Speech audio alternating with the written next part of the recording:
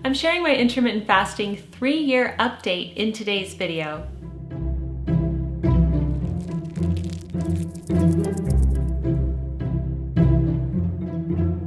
Hello everyone, Jennifer L. Scott here, and welcome back to the Daily Connoisseur. So I can't believe it's already been 3 years, but here I am doing my intermittent fasting 3-year update with you. I started intermittent fasting back in March of 2020. And here we are 3 years later. I have so much to tell you. I have had such an interesting journey with this experience. I know a lot of you probably saw my 1-year update video. That received so many views. It's actually the most viewed video on my channel. And I've been on YouTube for over 10 years. So people really want to know about the intermittent fasting experience. So I've written my notes down and what I want to talk to you about today. And also I put out a note on the community tab and on Facebook, and a lot of you submitted questions. So that's what we're going to be doing in today's video. Okay, so here's my story for people who are not familiar with it. I am in my early 40s. I'm a mother of 4, and in March of 2020, I weighed 145 pounds. For reference, I'm about 5'5.5", 5'6" for height. So that was the most I'd ever weighed, and I wanted to lose the weight. It's as simple as that. That's why I started intermittent fasting. So I watched Cynthia Furlow's TEDx talk. I watched videos on YouTube from all the intermittent fasting gurus, and I decided to begin. And I did it quietly. I didn't tell anybody. I just did it, okay? And long story short, after 1 year, I lost 29 pounds. I went from 145 pounds to 116 pounds, which was my weight when I was 18 years old. I never thought ever that I would get back to that weight. And it wasn't that much about the weight for me. Like when I started intermittent fasting and I was 145 pounds, I was thinking maybe I would lose about 10 pounds and that I would be happy with that. But the pounds just kept coming off. I did the 16-8 method, which means that I fasted for 16 hours and then I had an 8-hour eating window. Typically, I would have dinner at 5 o'clock and finish shortly thereafter, and then I would begin my fast, or I'd break my fast rather, at 9 a.m. the next day. So a lot of that time I was sleeping. It really wasn't that big of a deal for me, but I did cut out that evening snack that I would do every night because I work late and I work at home, and that's kind of like a bad habit that I got into. So that's the main fasting story there. So obviously I didn't want to lose any more weight once I was at 116 pounds.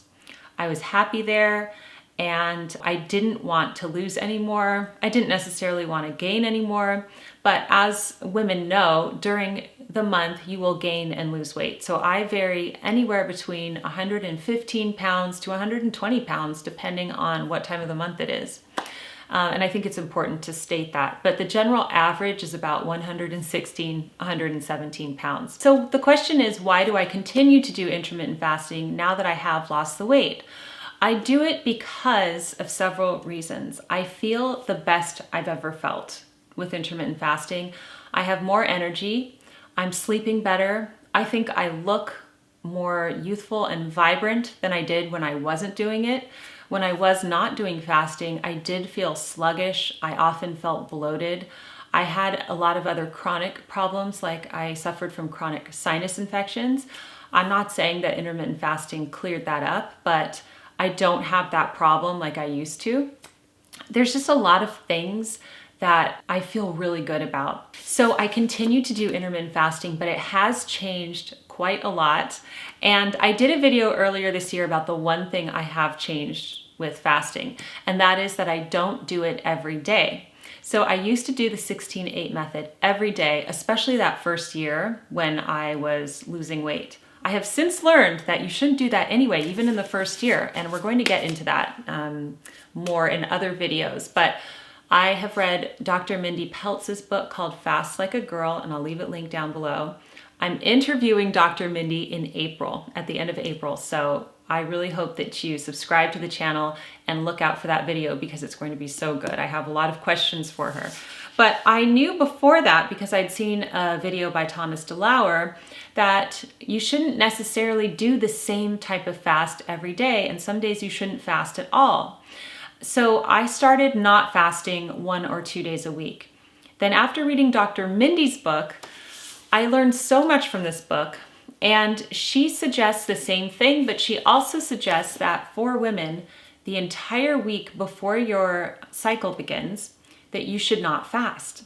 Now, this was complete news to me because I thought that maybe you shouldn't fast while you're on your cycle. And that's kind of what I was doing too. Like if I definitely had days where I wouldn't fast, it would be then. But it's actually the week before. There's so much more to get into with that, but you'll have to wait for my interview with Dr. Mindy. Anyway, but that is what I've changed, that the week before I have my cycle, I don't do fasting. Now, what do I mean by I don't do fasting? Because obviously we all do fasting because we go to sleep and we're not eating 24 hours a day. And what I mean by that is that I try to, I have a bit of a later dinner. I don't necessarily do the strict 16-8, which is hard for me because now I've created those habits and it's just totally normal. It's how my body feels best when I do 16-8. So, but I will consciously have a later dinner or maybe a healthy snack after dinner. I will do that. But it doesn't mean that I eat bad or eat all day or eat at midnight or anything. It's just that I relax it a lot during the week before. And also if I ever feel like not doing it, like once or twice a week, then I won't do it. But as a whole, I still maintain the 16-8 method. And I can't wait to talk to Dr. Mindy about all of that. Before I jump into your questions, the other thing that I wanted to address, because people always ask me about it, is exercise. They always ask if I exercise. As of, I would say probably October or November of last year, I began rebounding again. I love the rebounder. It is such a good exercise. It's perfect for me because it's at home and I do it every morning. So I do jump on the rebounder for about 10 minutes. I'll leave the rebounder that I use down below. And I love rebounding. It's so good for lymphatic drainage. It gives me energy in the morning. I think that it is a revolutionary exercise. It's so good and everyone should be doing it. But that is all I'm currently doing. I think that I would like to start going on walks again with my family. I think as it gets warmer here, I will. But also I know that this is an area that I can greatly improve upon and that I need to start doing weights and resistance training. I don't even know the terms for it because I'm so out of the exercise world. But I do know that I need to start doing weights and building up my muscles basically. Now here's how I know this. Because of the scale that I'm using. All right, so this video is not sponsored by FitTrack, okay? But I do wanna share the scale that I'm using, and I shared this in my other video update about what I've changed. So I've been using a Smart Scale, and I'll link it down below. And I don't use it every day. In fact, I only use it once a week to measure not only my weight, but a lot of my other metrics. It is the coolest thing. I will cut to it right now, and I'll show you a little clip of it. This is what the FitTrack scale looks like. It's a standard smart scale, BMI, that you just stand on.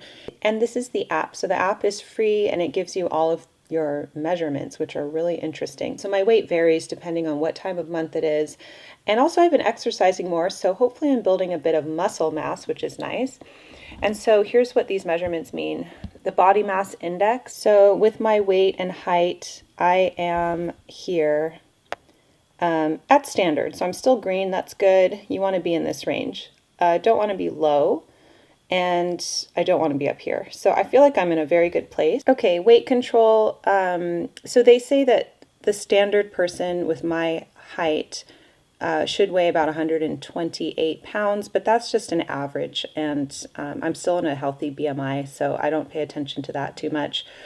It gives you your body water, your bone mass. It gives you your fat mass, your body fat percentage. And here's what I'm really working on. So it gives you your muscle mass. Let's click on that. Okay, so I can work on getting my muscle mass maybe into the standard range. That's something that I can work on. It gives you protein mass, protein rate. And so this number in red here, any numbers in red you should really look at. So my basal metabolic rate is something that I'm really trying to improve. So I'm almost there at standard here. So anyway, I'm enjoying this app and I think that these measurements are pretty cool to have, and I tend to do this once a week. So you can see how that information is eye-opening to me. I feel like I would have previously had to go to a specialist to learn all of those numbers. So when I would look at my metabolic age and my basal metabolic rate, I realized that there was a lot of room for improvement with my health as far as building muscle goes and strength training. So that app is super valuable to me, and I really enjoy tracking my measurements. I asked if you had any questions for me about my IF journey on the community tab and on Facebook, and a lot of you responded. So I'm going to respond to the most requested questions right now. Okay, ELT4484 said, do you ever have a second portion for dinner? Your meals look amazing, and I imagine it would be tempting to go for seconds. If not, how do you resist the urge if you do have those temptations? So I do share my what I eat in a day videos and a lot of cooking videos on my channel, and people always comment on my portion sizes saying that they're rather small, and perhaps they are. I'm not even sure myself, but I feel like they're normal portion sizes.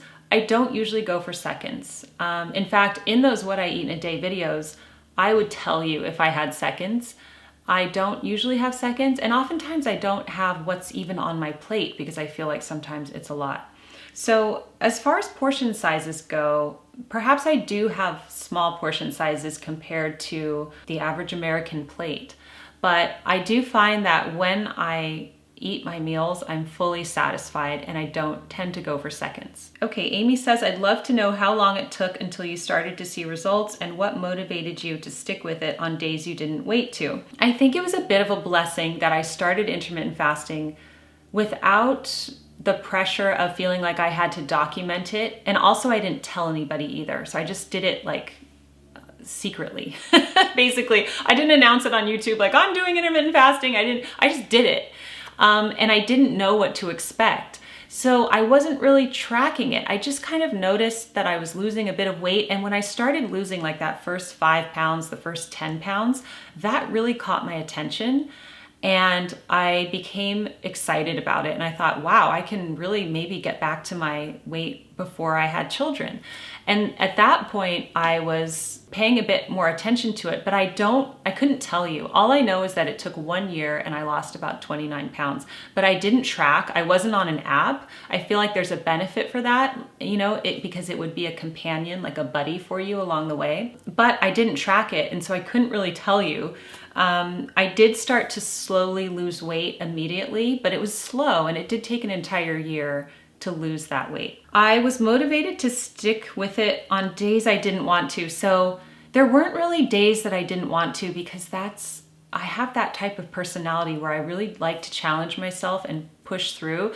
Like there might have been moments where I didn't want to, like at 10 p.m. I might want a bowl of cereal, but I just know how I feel after I do that, and I always would feel crummy after I had a late night bowl of cereal, and I didn't want that feeling. So I skipped that. I skipped the sensation that I wanted that late night snack. I knew that I wasn't starving. I had a healthy dinner. There was no reason for me to have the snack. And I, reasoned with myself and I pushed through that way. But I think once you start seeing results, it becomes very exciting, and that's what motivates you to keep going. Okay, Esther says, have you found that your appetite has decreased over time with intermittent fasting? I love your what I eat in a day videos, but I feel like I would be so hungry if that's all I ate. Thank you for your wonderful content. I do believe that my appetite has decreased. And somebody else mentioned this in the comments about how IF could perhaps make you become a cold eater as opposed to a hot eater. For those of you who don't know what that means, if you watch my interview with Brian Kozlowski on Long Live the Queen, we had a discussion in that interview, and I'll put it in the iCard up above, about being a cold eater versus being a hot eater. A cold eater is someone who still loves food and enjoys it, but it doesn't rule their life. They're not constantly thinking about what they're going to eat next or thinking about food. It's not that important to me. And that's how I am. When I eat, I truly enjoy it. I enjoy fine food. I love cooking delicious meals. I love healthy food. So it's not like I don't like food, but I'm not obsessed by food, and it doesn't drive me throughout my day. You know what I mean?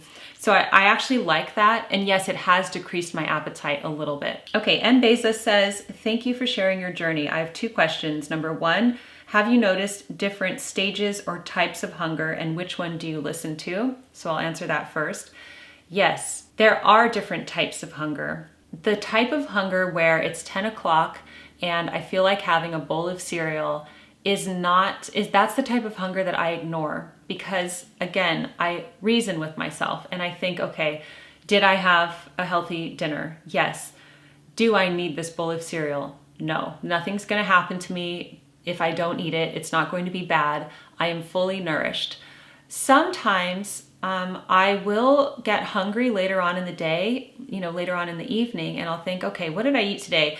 Maybe I didn't have that much protein, or maybe I ate an earlier dinner than usual. And so sometimes that hunger for me is real, and those are the days where I just break the fast and I don't fast that late. Like I talk about this in my other video, but one night I really wanted French baguette with butter and one of those Beam hot cocos. And it was like 9 o'clock at night. And so I just had it because I really wanted it. It was more than just that like wanting cereal. It's just something that my body wanted and I gave it to myself. So I'm pretty good about that. Elizabeth says, I'm curious if you've ever struggled with overeating or severe anxiety related to food. I deal with that and it often feels like doing anything to change makes it worse. Okay, so I do have to say that I do not have a history of disordered eating and I don't have anxiety about food or struggles with food. I have never dieted. I've never had a history of that. So for me, it's not a problem, but I know that it could be a problem for a lot of people, and a lot of people express that in the comments, and I want to be very sensitive to that. And that's why in the disclaimer I say it worked for me, but it might not work for you, because if it triggers anxiety for you, that's not good. You don't want that. It doesn't trigger anxiety for me or any kind of severe neuroses with food. It does change the way you think about it though. And it's like once you start, I equated it to the Hotel California, you can check in anytime you like, but you can never leave, in the sense that if you do IF for a long period of time, you will forever have, established that habit. And I do this because I always think of habits as like the railroad tracks that you put down, right? And it's very hard to veer off them. So would I ever like starting to eat dinner every night at 9 p.m.? Probably not, because now I would feel very strange about that. Okay, I'm going to go to Facebook now to look at your questions. Ola says, would you share how your family and friends reacted in the beginning and how they see it now? So again, I didn't tell anybody that I did this, and I did it during lockdown. That was so I wasn't really seeing that many people. Obviously my husband kind of knew I was doing fasting, but not really, because we would eat dinner early anyway. So that was the thing. We always have had dinner at 5 p.m. or earlier. I love early dinners. It's just that I would continue to eat later on in the evening, and I stopped doing that. So it wasn't really big for my family. We still eat together most nights, but it really wasn't that big of a deal. My parents fully supportive because they were doing it too. My dad, before his accident, lost 60 pounds from intermittent fasting. It was huge for him. So my whole family was really supportive, and my family in England were supportive when I went this summer. So I never had pushback from friends and family, not like I did online. Okay, Liz asks, when you relaxed your regime a bit during your weeks in England last summer, did you start to gain weight again? This is such a good question, and I did not gain weight. In fact, it really surprised me. I actually lost weight. So I was in England for 6 weeks last summer. I was not doing 16-8 in England. It was more like 14-10, or just not doing it at all because of the schedule. And when I came back to America, I lost a lot more weight. I was at 112, which really, I don't understand why, but I think I attribute it mostly to the stress that I was under this summer, because we lost my father-in-law, then stepdad, and my dad had an accident. So it was a really horrible summer and very stressful. So I think because of that, I lost the weight. I don't think it was because of the IF, but that was strange. So I have gained weight since then, and I'm anywhere between 116 to even 120 on any given day, depending on what time of month it is. Okay, Lynn says, have you noticed a change in your muscle mass, especially in your legs? Do you eat protein with each meal? Okay, no, because I've never exercised really, so it's not like I've lost muscle. But with that app, with the Fit Track, I am able to see my protein, muscle mass, and all of those metrics that I had no idea about before. And seeing those metrics has really made me want to improve that. So you're gonna have to watch this space, because in my 4-year update, I'm going to try to exercise more this year and build my muscle mass. And next year I'm going to share with you, my results and what that did. So you'll have to stay with me on that one. Oh, a lot of people gave this comment a thumbs up. I know it's important to drink water throughout the day and was curious how many ounces you manage. Also, you're obviously a very busy woman. Is exercise a part of your routine? Okay, so I've answered the exercise question. Water, that's another area that I am trying to improve upon. And I definitely drink 1 to 2 large glasses of water when I wake up.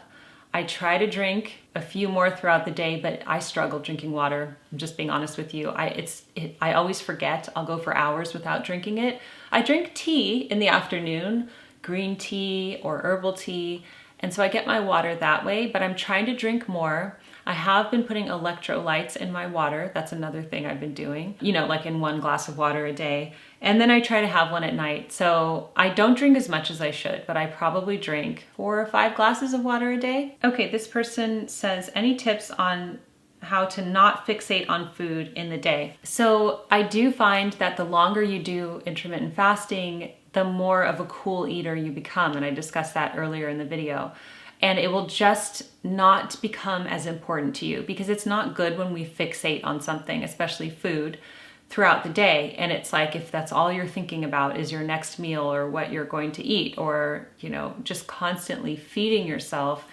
For me, I can relate to that because I did that. And I think if you read my book, Lessons from Madame Chic, the very first chapter called Snacking is So Not Chic, which I wrote over 10 years ago, my first week in my Parisian apartment that I was staying in when I was a study abroad student, I was so bombarded and shocked by the no snacking rule in that house, because I was in college at that point. And when you go to college, there's no rules. I'd go to my dining hall and I'd have meals, but we'd also have snacks in our dorm rooms. And I wasn't thinking about health back then, right? So I went from that to living in Madame Chic's apartment, where there was no snacking whatsoever.